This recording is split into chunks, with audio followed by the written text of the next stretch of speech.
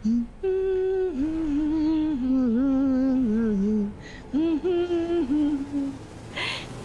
लगा था तुम्हें रीत कि तुम मेरे खिलाफ चाल चलोगी और मुझे पता नहीं चलेगा? लेकिन एक बात बताऊं, चाल तुम्हारी बहुत अच्छी थी, लेकिन तुम्हारी ये महान बनने की लालसा, तुम्हारी ओवर स्मार्टनेस तुम्हारी बर्बादी का कारण बना। तुम मेरा सच दुनिया के सामने लाना चाहती थी, क्या हुआ? इस परिवार के सदस्य के दिलों में तुमने जो भरोसा, जो इज्जत कमाई थी, वो सब तुमने खो दिया। और इतना ही नहीं, आजकल जो तुम्हारी असिस्टेंट बनी हुई थी, तुम्हारी सबसे बड़ी ताकत दिव्या, उसे भी मैंने तुम्हारी सबसे बड़ी कमजोरी बना दिया, तुम्हारे खिलाफ खड़ा कर दिया। लेकिन हाँ, ये दिव्या को चमकी बनाकर मेरे पीछे लगाने का आइडिया बहुत बढ़िया था। लेकिन तुम दो बातें भूल गई कि दिव्या कभी मेरी स्टूडेंट थी, तो मैं उसकी रग रग से वाकिफ हूं। और दूसरा, शारदा सूर्यवंशी तुमसे 2 कदम नहीं 10 कदम आगे चलती है। इसीलिए चमकी के सच को मैंने बहुत पहले ही पकड़ लिया था। मुझे इस बात का अंदेशा था कि मेरे दिल में जो कहीं एक माँ की ममता छुपी हुई है ना, तुम उसका इस्तेमाल दोबारा जरूर करोगी मुझे एक्सपोज करने के लिए। लेकिन कब करोगी, कहाँ करोगी, कैसे करोगी, मुझे समझ ही नहीं आ रहा था। लेकिन मैं जानती थी कि इस बार टारगेट प्रतीक होगा।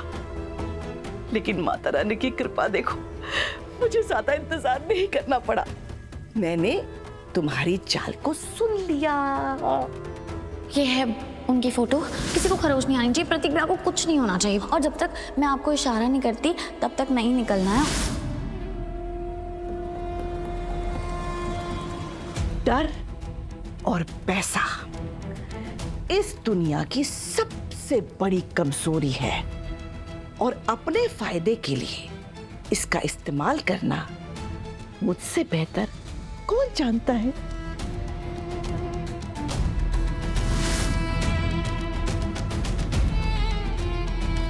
इससे कम पैसों में तो मैं जान ले लेता हूँ, फिर आप ये पैसे देकर उसे जिंदा क्यों बचाना चाहती हैं? खबरदार, उसकी जान को कुछ नहीं होना चाहिए।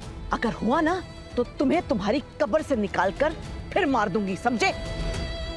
उसकी जान को कोई नुकसान नहीं होना चाहिए। हाँ, घायल हो जाए तो चलेगा, 1-2 गंभीर चोटें भी लग जाए तो भी चलेगा। 1-2 साल बिस्तर पर रहने के बाद अपने आप ही ठीक हो जाएगा। लेकिन उसकी जान को कुछ नहीं होना चाहिए, वरना इस पूरी दुनिया में तुमको मुझसे कोई नहीं बचा पाएगा, समझे तुम? मैं समझ गया मैडम, मैं वैसा ही करूँगा जैसा आप कह रही हैं। Very good. ये कागज पकड़ो। अगर तुम पकड़े गए। अरे मैडम नहीं, मैं नहीं पकड़ा जाऊंगा। अगर तुम पकड़े गए तो इस कागज में जो कुछ लिखा है वही बोलना।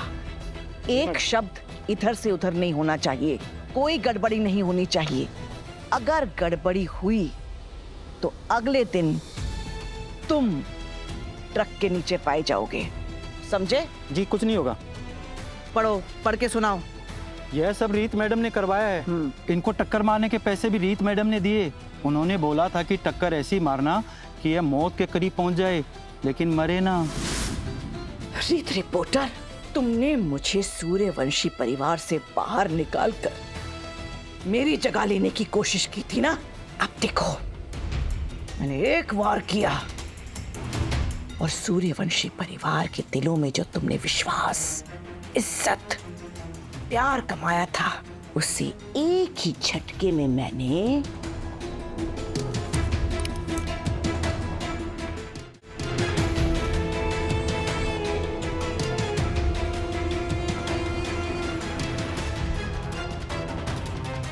सूली पर चढ़ा दिया।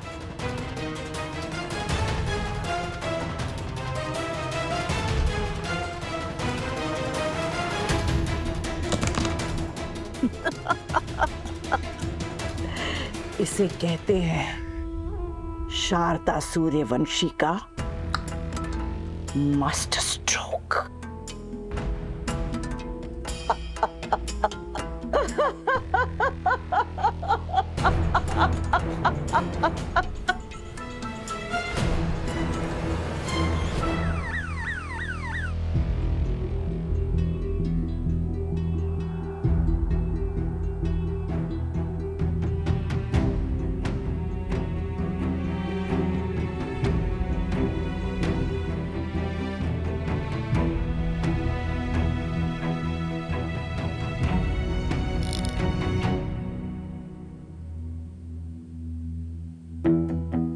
पेशेंट अब खतरे से बाहर है, लेकिन खून बहुत बह चुका है, इसलिए जब तक उन्हें पूरी तरह से होश नहीं आ जाता कुछ कहा नहीं जा सकता। डॉक्टर, मैं प्रतीक से एक बार मिल सकती हूँ? नहीं, पेशेंट को नींद की दवाइयाँ दी गई है, इसलिए आप सब लोग प्लीज अपने घर जाइए जब तक उन्हें होश नहीं आ जाता। और रात के लिए एक अटेंडेंट यहाँ पे रुक सकते हैं। अब आप लोग घर जाइए। पापा जी, शालिनी जी को आपकी जरूरत होगी। और वीरू भैया, पीहू आपका वेट कर रही होगी ना? और उन्नति, तुम्हें तो खुद अभी बहुत रेस्ट की जरूरत है, तो आप सब लोग चले जाइए। राघव ब्रो, आप भी चले जाइए। प्रतीक के साथ यहाँ मैं रुक जाऊंगी। अभी मेरा फोन हर पल ऑन रहेगा, कोई भी टेंशन की बात हो मुझे कॉल कर देना। प्रीत,